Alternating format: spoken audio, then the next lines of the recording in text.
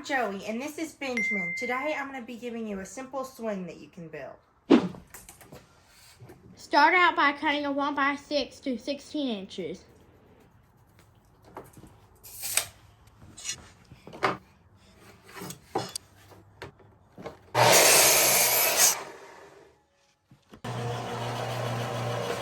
Next, give it a good sanding.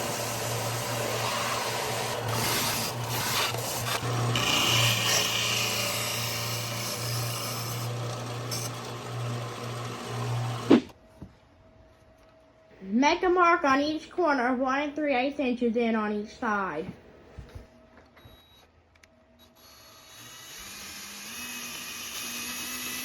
Drill out 4 holes the size of the rope you're going to use to hang the swing with.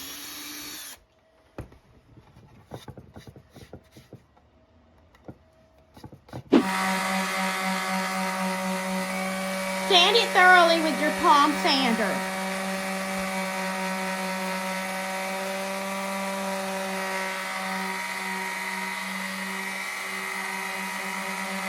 If you like this video, please leave a like. And also, if you're interested in more videos like this, please subscribe.